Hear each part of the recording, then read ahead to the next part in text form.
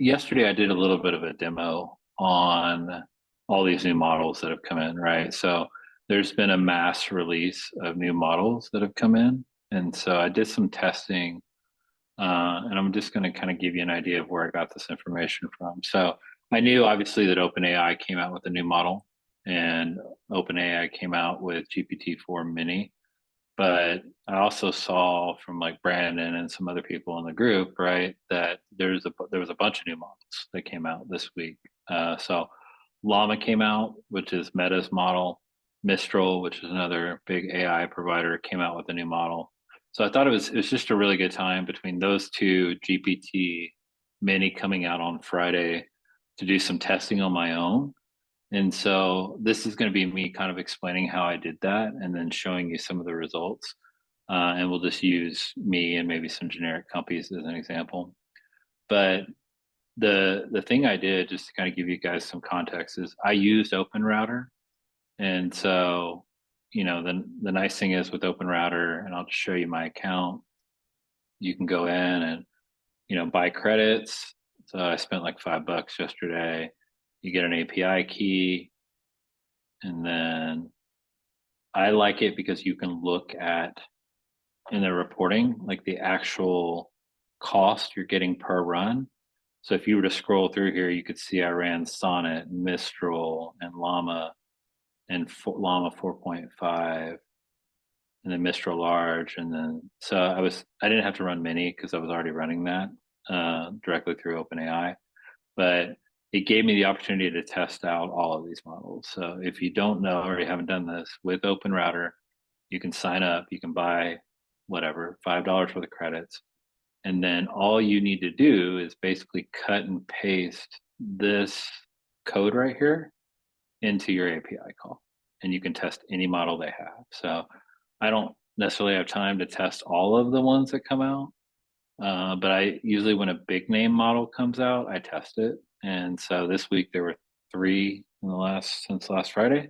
So I thought it was a good time to assume testing. So if we come in, these are all API calls to OpenRouter. And the only difference is I'm coming in and plugging in right here that model name, right? So Mistral Large, if you were to look at that one, it's the first one on the list. It's that code right there. Some other things I study when I look at these new models is what is the input context? So this one can take 128K. And then what is the cost per million input tokens? So the nice thing is these are definitely getting more cost effective. And this is the number that's generally always going to matter. Like the amount of input for me is always big because I'm pulling in the other data sources.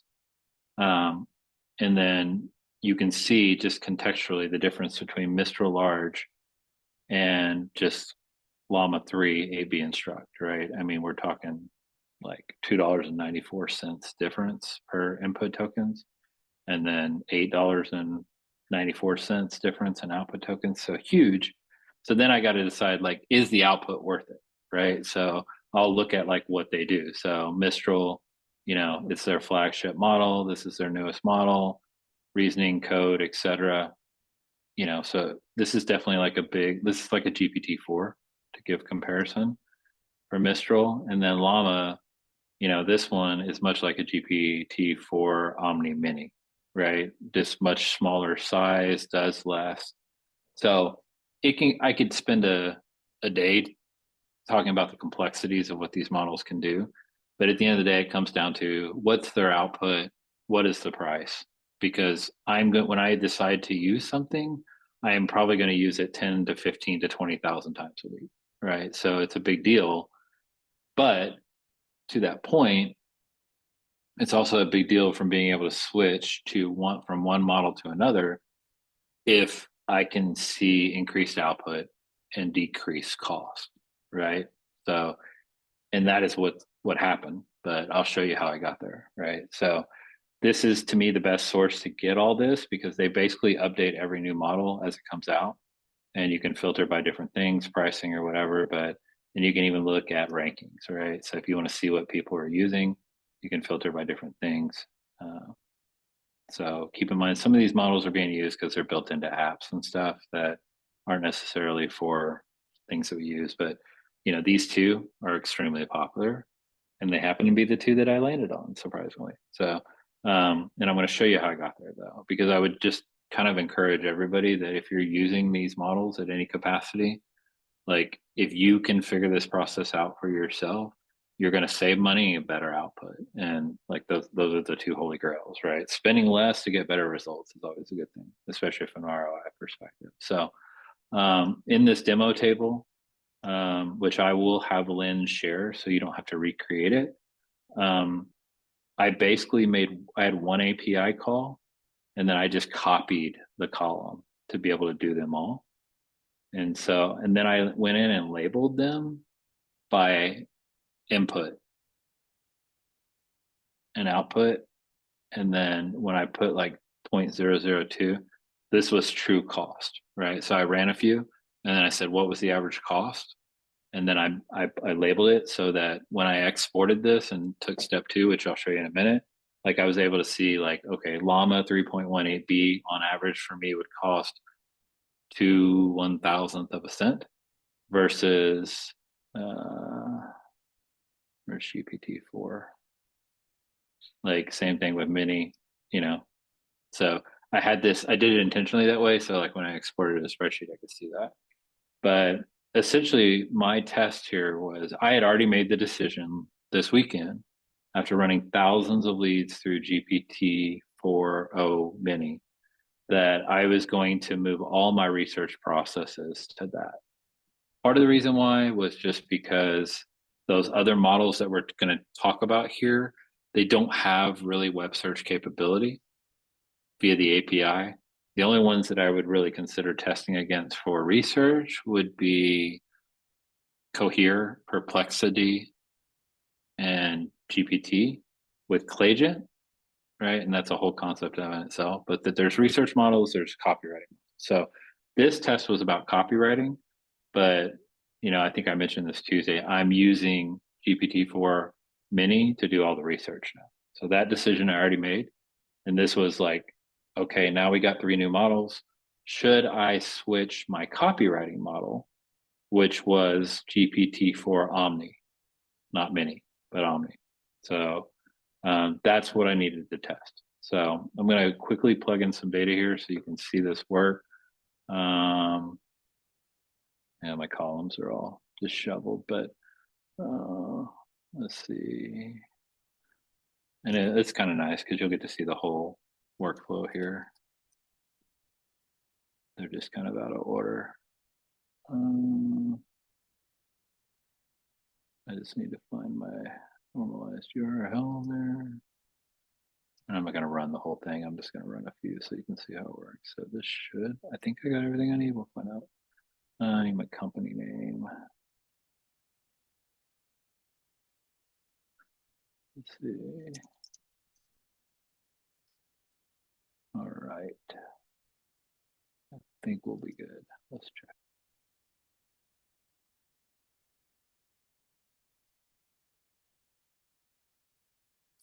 Oh yeah, I think I broke my API key earlier. We'll see. Probably did, which is fine. You don't necessarily, I guess we do need to see the research, but I have it. So maybe I'll skip over this section. I don't know if you guys know, but OpenAI switched their API key process to projects instead of individual personal ones. And like, I'm still trying to figure that all out. So I guess my API keys aren't working. But I will show you this before I run them, is that, I'm running Mini. It's defaulting, but I'm using my own API keys, which I have like 6 of them. And then these are the prompts that I'm using, and they seem to be working really well. Like they're finding robust information. I think I can actually show you a table with one in here.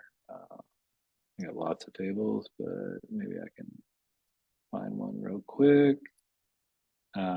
So here's a live table that has that. So if you guys remember before, I was using Cohere to find owners. Now I'm using ChatGPT Mini 4 to find owners. So this is just an example where we're pulling in this information with GPT-4 Mini, and it's working like a charm. even comes with confidence levels. And then the same thing on the research.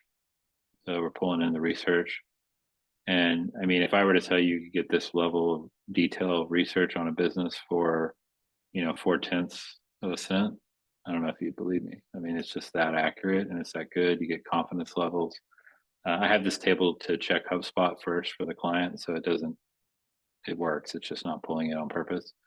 Um, and then we're going to shift as well on the copy. So I want to pull up here something back to that table that I was working in. So content marketing media demo here. So essentially, and I'll share this table, but what we did is I guess I got it to work, which is nice. So I don't know if you can see here, but you can see like all of these models ran, right? So they ran, I don't think I've got my research in there, so they're not the output I want.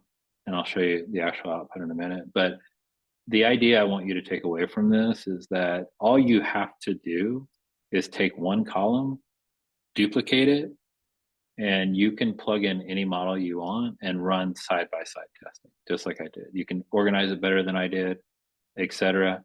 But you can run side-by-side testing and run 6 models, 8 models, 1 model, it doesn't really matter.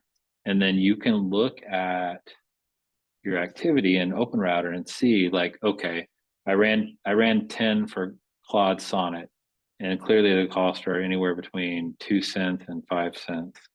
So what's the average of that? And it's not even cents, it's 5/10 of a cent to be clear. So now I know like on average, if I use Sonnet, it's going to be 5/10 of a cent. Here's my input tokens, here's my output tokens. This is the only way you can do it, because if you're doing it in Clay, like you're going to have to take total prompt tokens and completion tokens and then do math to figure out what that is per million tokens and come up with it. So you will save yourself a lot of time if you just run like 10, look at the average price in OpenRouter, and then kind of deduce, okay, this is going to be 4/10, 5/10 of a cent. Otherwise, you're going to have to calculate these input and output tokens based off what the pricing is here, right? So I know that's a little confusing, but before I move on, does that make sense for everybody, what I'm saying? Cool. Okay. And then let me make sure I have the chat window open so I can see if anybody asks a question. So far it's just notes, so good. Let me scroll down the bottom there.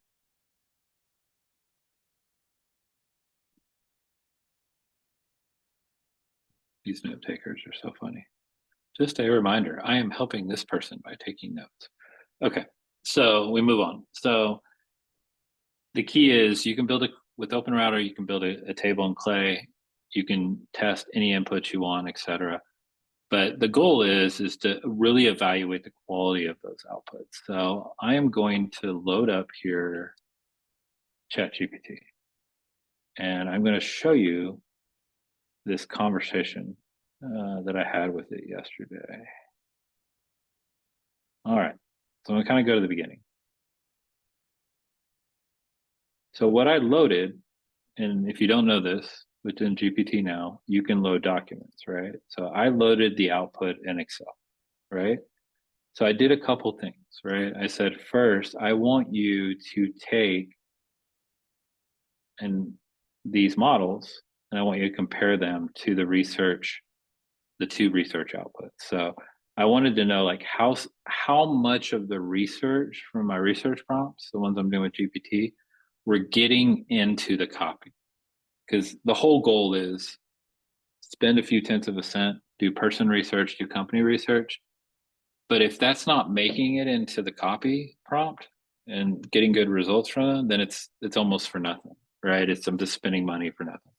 So I wanted to test that, right? So it took me a couple prompts to get that right. But at the end of the day, it told me that from a similarity perspective, like I was getting most of the prompt information into Llama 3.1 AB, right? So I kept asking it a few more questions, etc.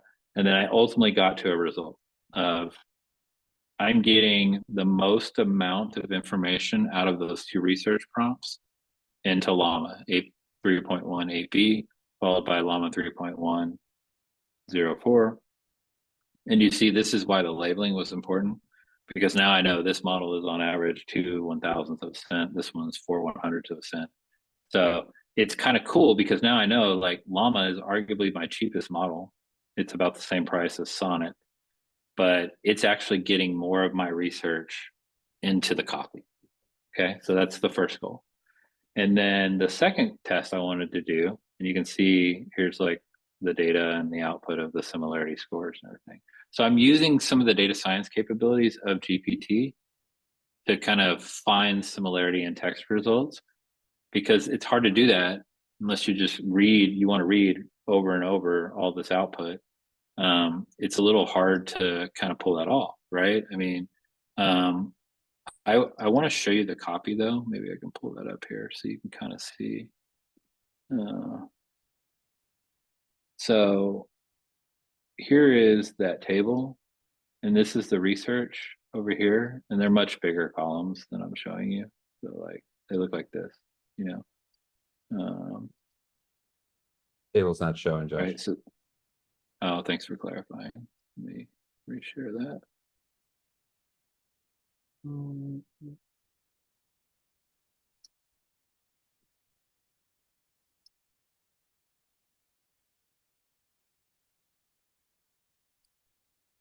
Do you see that?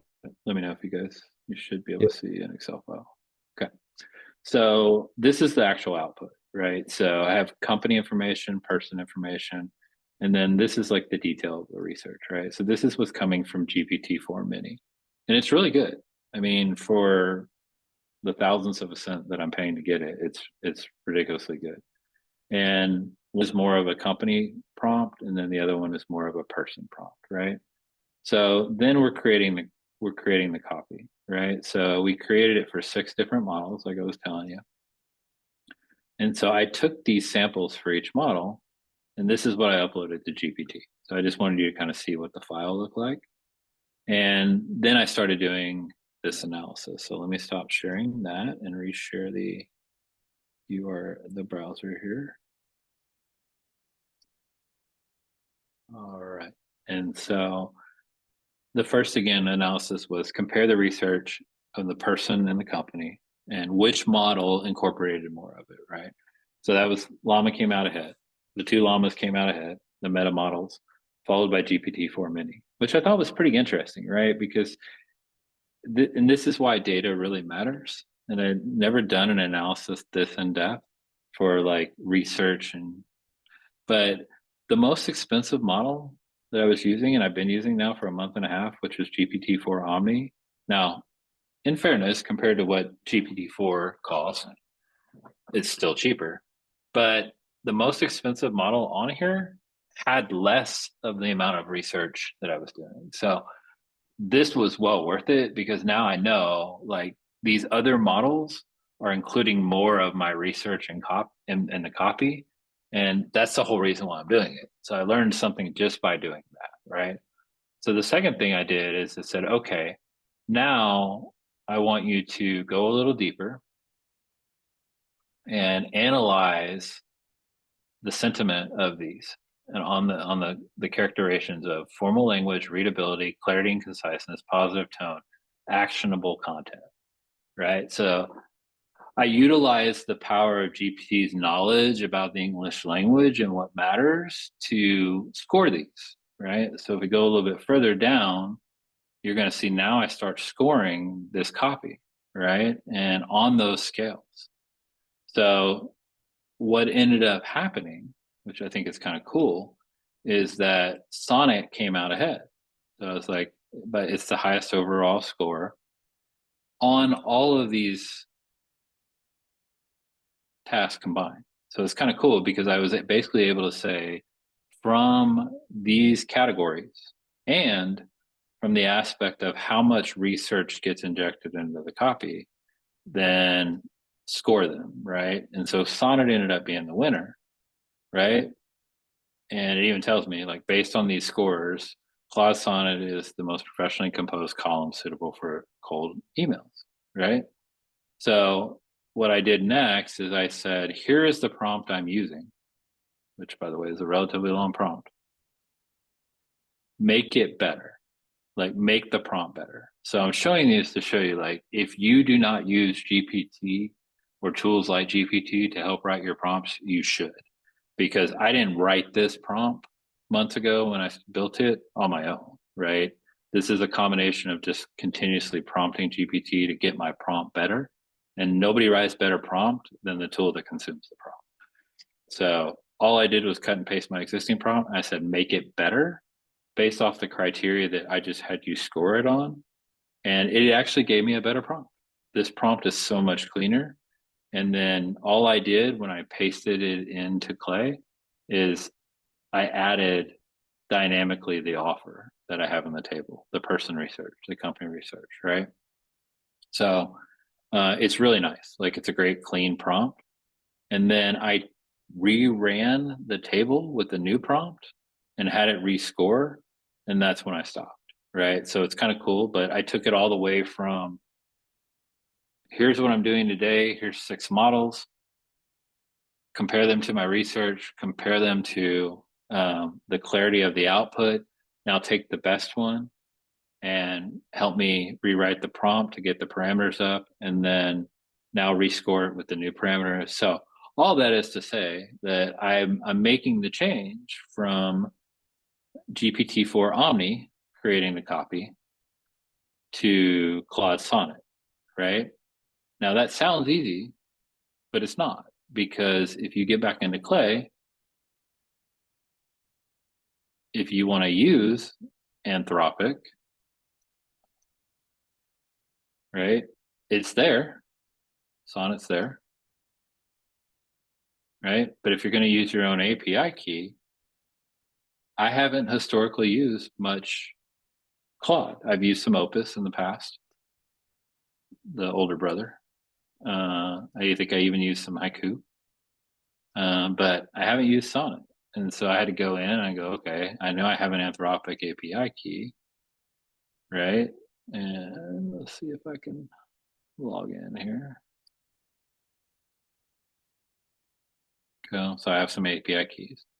But then I remember the old challenge, right? It's called rate limits, right? So I am only on tier 2. So I can only run 1,000 requests a minute, which is fine. Like, I don't need more than 1,000 requests a minute. But what's my tokens per minute, right? So it's 80,000, right? So I had to go back to my prompt in my table and say, okay, how many am I going to use to run this? Well, in this one, it's 619 input tokens. So when I did 619 divided by 80,000 a minute, I mean, I'm trying to do the math in my head, but it's basically like 120, right? So it's close. Like, I might be able to run my clay tables using this, but maybe not. So I was thinking, like, what's the alternative? Like, how do I get around that? And so the answer was, well, OpenRouter, right? So we can use OpenRouter, and we're not rate limited when we use OpenRouter. But the problem then is, right, is now you have to go in and pre-purchase your credits, right? So I tell you guys all to tell you that, like, unfortunately, there's just nothing simple, right? It doesn't matter how you do it. Like, there's going to be complexity. Like with OpenAI, I'm at level 5, so I can run, I don't unlimited. I mean, I don't even know what the cap is, but I've never run into the cap at level 5 running 5 tables at once. But it brings me back to this research that I was doing, ironically, in OpenAI. And I go back and I go, okay, there's technical challenges if I try to use Sonnet. So how big of a difference is it if I just used GPT Mini to create the copy, right? And when I looked at that, I said, okay, cost wise, it's 5/1000th of a cent. I mean, these numbers are so ridiculously low that I would eat an extra 5. I think that's the 1,000th place, maybe the 10,000th place of a cent to for not having to stop every 10 minutes and rerun a table. But when I looked at the scoring, when I looked at especially what turned me off a little bit about Mini is that Mini does my research, but when I ask Mini to write my copy, it ignores the research it did compared to the other models. So all this is to say, again, there's no easy answer to this, but you can get much better without much difficulty in deciding what models you use and why. And you need to understand the correlation between output, relevancy, and cost. And if anything, if you're going to evolve from those perspectives, if you take anything away from me today, remember that you could be in Clay right now and using, let's go back to this ClayGent piece here. ClayGent Neon, and that is going to cost you 2 credits. If you are on the $350 a month plan in Clay, which you would need to run any APIs, so a lot of people are, then you're paying 3.5 cents per credit. So to run the ClayGent Neon is 7 cents for the average person per row. Or if you can get what you need with Mini, then you go from 7 cents to on average 0.004, right? So again, I'm doing math in my head, but it's roughly 20 times, 15 times cheaper to use Mini. The same thing for me, right? From a copy perspective, to create copy with 4 Omni, which is what I was doing up until this point, from a ClayGent perspective or a Clay perspective, I could use Clay credits, which would cost me a credit to run it, so 3.5 cents.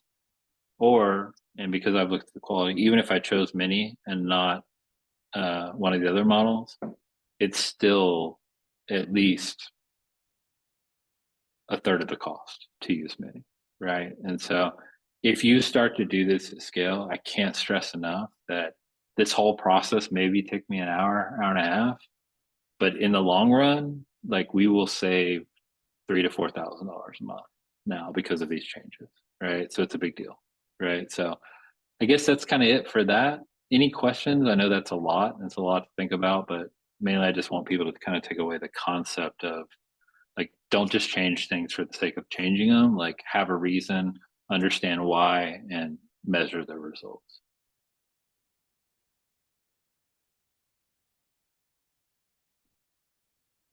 Anyone? There's only Yeah, like 5 of you on the call, so. yeah. I was curious. So, which one? I guess are you using Claude primarily for your copywriting? I guess now you said, and then you use ChatGPT 4.0 Mini for research. Yeah, and that's the change I'm making now. Like I've always used some version of GPT, like as the models got better for Omni. I have used a little bit of Twain as well, and I'm running that in a Oh, campaign. It's working pretty well. But this will probably this, and that's not. I did use Opus for a while too. It mm-hmm. sounds like I'm kind of like inconsistent about it, but the reality is that these models are coming out like every 3 weeks, and Yeah. it's hard to ignore them when you're running. I mean, I think we're running probably 50 to 100,000 leads a month right now through Clay, and so Wow. it's real cost implications, right? Yeah. Have you I guess like noticed any differences between I guess like ICPs and like the research that it's conducting within like certain industries by chance, or is that maybe too granular? No, I mean, so here I'm a beta tester for Clay, so I can tell you that Neon is pretty phenomenal when it comes to really, really deep research. Yeah. Um, I haven't just had enough time to test all the possibilities of ClayGent with Mini. I can tell you that the prompt that I run with ClayGent with Mini, I ask it to go and look at their website go to Google, go to LinkedIn, and any other relevant sites, and it is doing all of those things in one result for 3 to 4 tenths of a cent, and it's accurate. So like, I Yeah. don't know what the limit is on it, but I feel like it's going pretty damn deep in what it could do, because like I could not get Cohere to consistently go to LinkedIn Mm. and get anything meaningful. And with GPT-4 Mini and ClayGent together, I always test stuff on myself. That's how I know it works, right? And so it went to my website. It found a news article about our company. It went to my personal LinkedIn. It went to my company LinkedIn, and pulled something from Glassdoor, which had I think it was Glassdoor, one of the sites that had my Trustpilot or whatever, my Google reviews, all of that in one prompt. And I could see it citing it in the section where it shows like the steps that it took. Yeah, interesting. I I mean, was, it's like 10 minutes of VA work, yeah, which, let's just say it cost you, I don't know, whatever. It's nowhere near comparable for the efficiency and the cost. And I mean, it's only going to get better and cheaper. That's the exciting thing. yeah, it's been, I was playing yesterday. I don't know if you saw Eric Nowoslavsky's video he put up about creating Apollo links from uh, like an ICP analysis for given clients and stuff. Uh, and I had played with that for quite a while, but I've been using like outputting in JSON quite a bit more, Mm-hmm. which has been pretty helpful in just like creating new columns with the specific information output is as opposed to like a huge string, I guess. And then like, Yeah. because at least I can only run certain parts of the JSON that would be more efficient. And then instead of like kind of flooding the prompt with too much information from the input itself. So I found that to be pretty helpful. If that makes Yeah, sense. and so it's funny because somebody in the school group, I'm not school group, in the WhatsApp today asked about that concept of, can you just like, it wasn't the ICP related part of it, but it was more of like, I want, and I want to be, Dom, was it you that asked? Yeah, it was me. Somebody, I actually was going to ask you yeah. about that because Okay, the good. biggest, Yeah, because yeah, I remember biggest that limits discussion. output. I mean, the biggest limits I'm seeing, honestly, are not on the inputs, and the research are really good. It's just a matter of if you're asking too much in your output. I mean, obviously, I was talking about like a nested list of companies and just that you could pull out. But uh, I'm finding like my biggest limitations are coming in the its ability to output like significant amounts of results. So I was trying to figure out like, is that a model issue? Is that something that I can get around? Do I need to build like soft code around it? Just trying to figure Well, out I'm like, gonna try it because yesterday I was playing around for a client, and this is actually using ClayGent, and I was actually using Mini, not Neon. And so I'm gonna do something on the fly, and we're gonna try something because ClayGent doesn't have this ability, but Nate just mentioned this, and it is in the native uh, just AI search from OpenAI. And so I just thought it'd probably be a good time to let's use Mini. On cut and paste this prompt here. So just for context, so you can see what this is. Um, this is a website with a whole bunch of exhibitors, right? So it's a great use case, by the way. Like if you wanted to scrape companies that went to a conference, right? Um,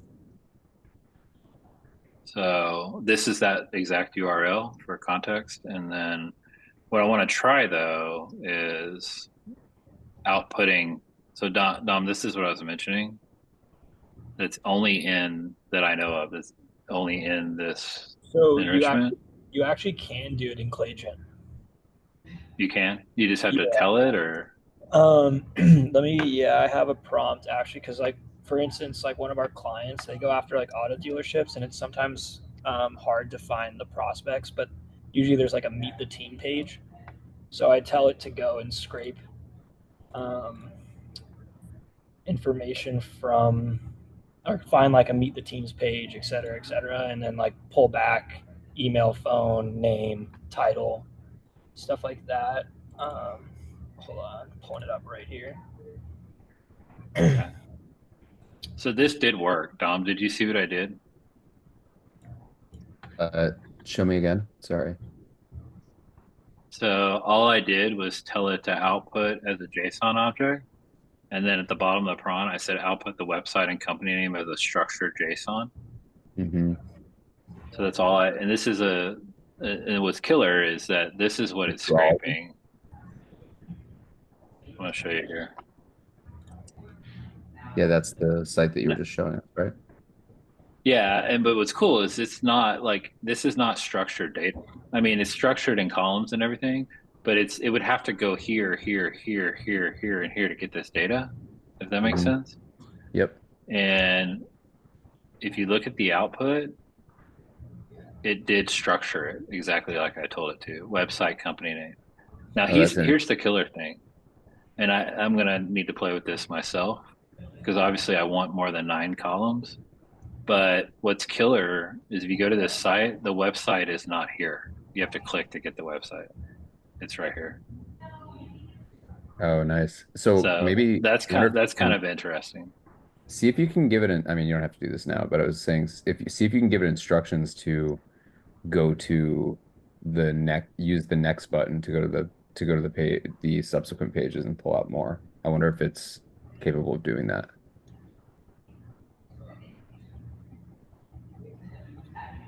Within just the generate text, it'll do it too.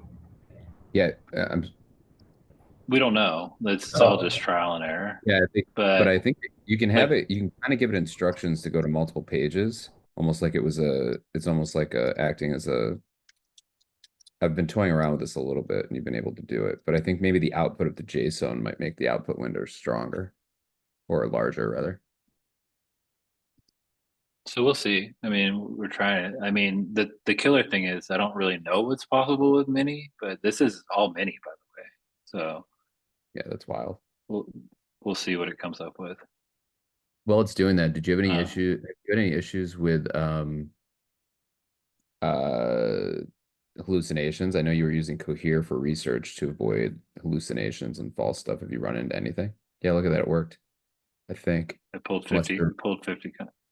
see Well, if I would their assume. placeholders are repetitive. Yeah, see there's the problem.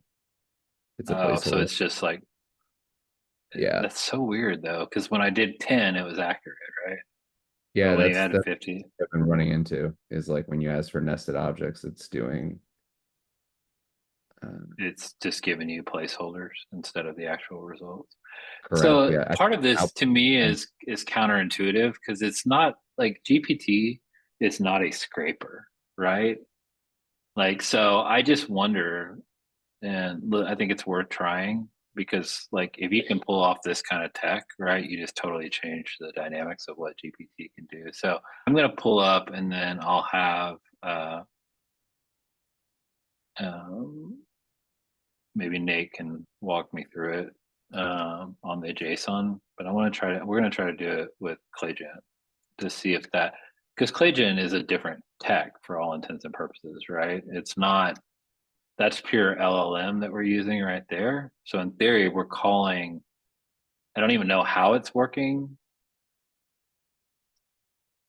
I really don't. I have no idea how it's working through a normal API call because it's not ClayGen, right? So I don't even know how it's visiting a website. Because that data should have a cutoff date, so maybe it's just aggregated data. But ClayGen, in theory, is supposed to go visit the website. So Nate, what did you say we had to put in the prompt to get the JSON output So I dropped the prompt that I put in the in chat. the chat? So yeah, you Okay, just have to like you have to put the JSON formula, like the key value pairs in there that you want, and it should pull it back. okay, I got it in there. I'm going to copy that part. I mean, these models are becoming pretty smart, so it's like even if you say the wrong thing, they generally get it right. When I was doing my searching, I wasn't putting in a website or using anything specific for it to crawl from or pull from. I was just saying here's an example of the company that I'm looking for. Find me 50 other companies. I was trying to use it like an Ocean.io and see if it could just do it on its own. It was pretty impressive. It's just the output window is the biggest issue. Yeah, and that's why like I'm kind of assuming like we know it's pretty good at finding the website. I'm thinking like maybe if we can we perfect the execution side of the tech, right? Like this part, Yep. because then we know even if we couldn't do it within one prompt, you can nest it, right? You can just do nested prompts, right, to get it to run. So let's see. When you Let's say see. nested prompts, are you like, can you help me understand? Oh, just I mean like one prompt feeding another. Oh, So okay. like So you would I add those I per 15 and be like 15 unique ones from this 15 and then just keep building the list from there. yeah, see it doesn't like that. Yeah, so I mean what I would does not provide the required company and the I visits. can There we I go. can pull up. I have my table pulled up if you want to see it. Yeah, go for it. JSON. Yeah, go for it. So, Dom, to answer your question, why he's pulling that up? I stopped sharing, by the way. If you want, I think I did. Yeah. So working now. So, yeah, Dom, to answer your question, I mean, I often chain prompts together. So, like, my theory is that you try to overcomplex a prompt, then Sure. it gets lost in the order of priority, and that's where it doesn't output well. But if you break things into smaller prompts, then just feed the output from one prompt into the next and say, hey, review this, then go do this. Because they have such big context windows now, it just makes them more accurate and better and So, run faster. so in this case, what I would do is I would have my original prompt, and then the next prompt would basically say re-put the original prompt, and it would say ignore, return something different than these 15, and then I would use the output from that, and then I could do the same thing and kind of run that prompt over and over again. So I can do that in to kind of get to that final list, and then I can do Hmm. that in Clay, or I could probably build that into relevance where it's actually comparing, where it's actually populating a knowledge base that the Yeah. knowledge that it then pulls off of. So you kind of just, once you get that set up, it should build it pretty well. Yeah, like the best example I can give is like you saw in the beginning where I have two research prompts, one for the company, one for the person. And then I don't try to do those at the same time, nor do I try to have them all like do that and then write the copy. I do each approach and then inject the output from the first two approaches into the copy and then tell the copy to look at both of them to create the final output. Because if I tried to do them all in one prompt, the problem with big prompts is that the model is trying to be logical, but it's not a human, so it doesn't know with consistency like if conflicting things come up, what one do I choose, and so you'll never get somewhat of a consistent output. So the trick is like Nate's got on the screen here. Like it's very easy just to copy that call into multiple tables and then chain them together with the run if condition at the bottom. So you don't run it until the other one's complete. And then it's essentially becomes you spend a little time on the front end building it up, but then it becomes automatic. Like they'll just run, run, run. It doesn't cost you any more or less. It's the same amount of content tokens and input tokens. It's just Got it. the output's better because it's more concise. It's like asking somebody one question versus asking them three questions at the same time. Yeah. Okay, cool. Yeah, I'd love to see this. So this is the dealer scraper. I think yeah. So I ran it on 4.0, and then obviously I copied and pasted the prompt. I mean, I could have formatted this JSON output like better, but it ended up working anyways. And then I just gave like a step by step, and then yeah. So it went through obviously like these didn't find anything that I was looking for, and then but if you go to like this one, right, it gave me a list of everyone's names. Obviously, this is like a little much to have all in a column, but what you can do is I wrote it to another table and it'll expand them all into separate rows if you put json.parse from the result page or the result of it, and then it'll automatically find the JSON code to pair it with. So it'll break it up. So basically, what that ends up looking like is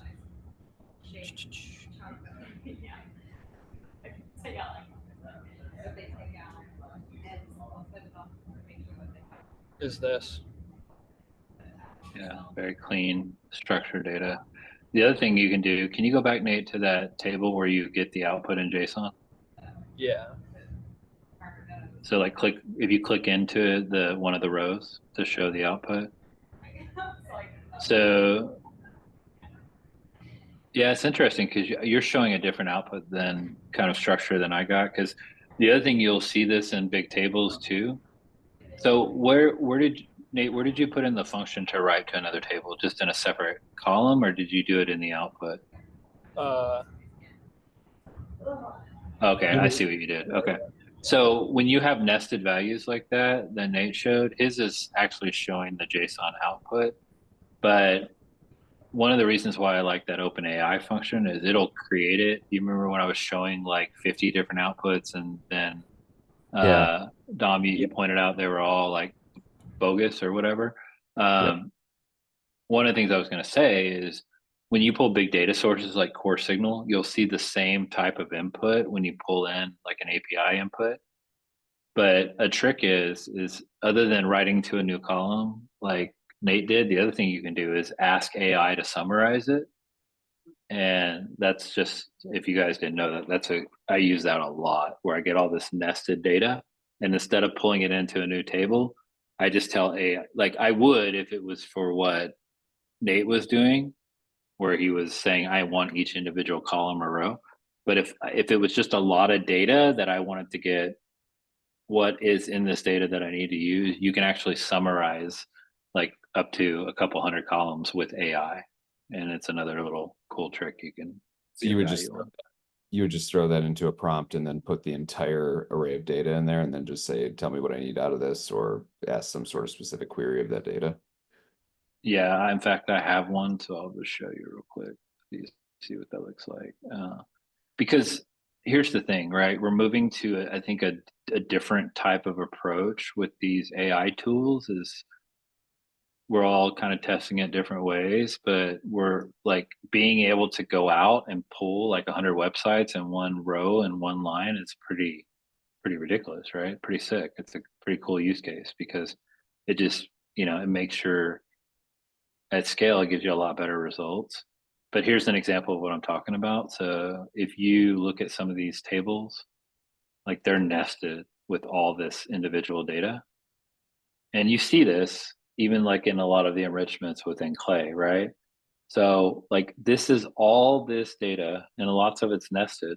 Like there's 25 here, 46 here, right? Like how hard would it be for me to pull all of this every time to a new table? It'd be ridiculously complex, right?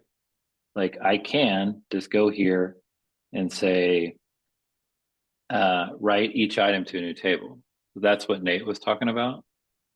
The other thing I can do is I can summarize it with AI. So and it works really, really well. So like I took a funding column that's in this data and just summarized the funding column for each individual company, and it was their funding rounds.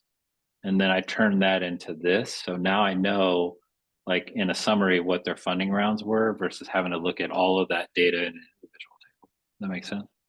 Yeah, I get it.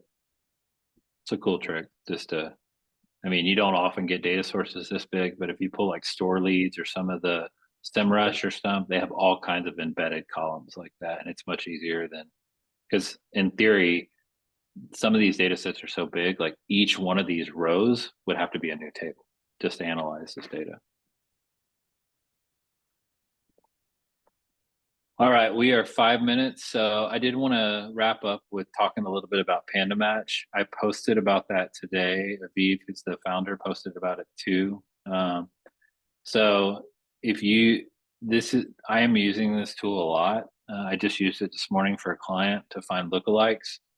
And I just did a basic search and pulled one company that was within his ICP to find lookalikes. But if you're not using it, I definitely encourage you to get in and check it out. It's pretty robust. The amount of data that they're pulling back, including just a combination of different data sources, and it's pretty easy. It's pretty easy to use, and the level of filtering that you can go down in a lookalike, from minimum and maximum to, results to similarities to country scoring.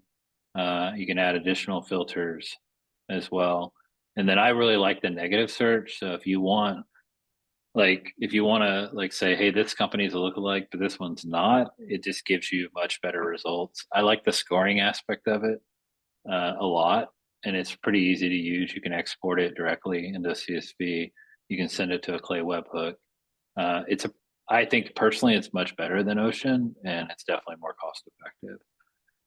The other one I was going to mention real quick too. They allow multiples on there, Josh? Like, is it just one company that you put in? Can you put in multiple domains? And do you like know, and you think it's more effective than Ocean? Because I've been having some I do. challenges with Ocean for sure, where I'm just like, there's their data set's not as robust. I've had some challenges there. Yeah, you definitely can put multiples, and you can even like drill down through how you do that. Like I want multiples that only have Instagram profiles, for example, right? So there's multiple variations. You can even pick dates. Like it's like any filterable thing. But yeah, definitely. Get rid of keywords and all that kind of stuff, right? Similar to what you can Yeah. do at Ocean. Okay, cool. And then if obviously if you have questions, um, Aviv is in our WhatsApp group, so he spent a lot of like I had access to this in his beta, and what he's turned this into is just even gotten better every time he updates it. So it's pretty phenomenal. That's one, and then the other one I'm kind of playing with, and I think it's pretty cool. I actually used it on a live campaign. It's called, and I didn't think of this. This wasn't my idea. I don't remember who asked about it. Somebody asked about it in the WhatsApp group because it's on AppSumo right now. So I was like, okay, let's go try it out. But it's prompt based lead gen. And so obviously they give you some examples here. But from the prompt, it then pulls the data. What I like about it, it's got buyer intent data, it's got technographics data. And I ran it for a client I ran Built With on Sunday, which cost me about $400 to run Built for this client, but I needed to because it was a very specific use case. And then I ran it the same list in here on Monday or Tuesday when someone asked about it, and the data was the same. So I was like, well, damn, I could have saved myself a lot of money. So they have this, the tech that people use in here. They have a lot of buyer intent data. And it's pretty simple. Like you can come in here and filter down how you want different parameters. But the other thing you can do as well is you can just prompt it. And these are detailed prompts, right? Like our client is B2B SaaS. So I'm all about personalization. And I know it worked because the other thing you can do is just enter the domain, almost like a lookalike. And I put my own domain in there, and then it pulled a lead list for me by reading my domain information. So again, I don't know this company at all. I only saw someone ask about it in the WhatsApp, but I have tested it. I will tell you my personal testing is that they provide when you download leads, you can do unlimited searches, but when you export leads, they give you email addresses. And I will tell you the email addresses I would not use. Like I re-verified them and it was horrible. So it's not for me about using it to get validated emails. I'll use what I use now, which is ICP and Lead Magic. But the concept of finding the data is actually really good from the intent and technographics, and it's pretty affordable. Like Name of this one? it's called Muraena, Marina.ai. And then so like 10,000 exports. What I do like is you can do the searches unlimited. So it's kind of cool in any of the plans. It is on AppSumo. So there's better deals on AppSumo. So if it's something you're interested, check it out. Again, I don't have any affiliation with them. I'm just saying I like to share things. I test a lot of stuff. So if I'm talking about it, I've used it, and I actually use this in a campaign and it's working. The campaign's going really, really well. And then I have a meeting with another one today that is pretty exciting. If it's as good, I've tested it. It's pretty awesome. It's a whole different approach. So if I get the access that they're telling me that I have where I can test it at scale, then we'll update on that. But it's very much a copywriting tool that gets into identifying pain points and stuff like that. And it's super awesome. Like it's not, B team type stuff, but I'll let you know, guys, as I test it if it's worth sharing. But we are at the top of the hour, and I'm already past my time. So enjoy your day. We'll see you next week. Have a good one.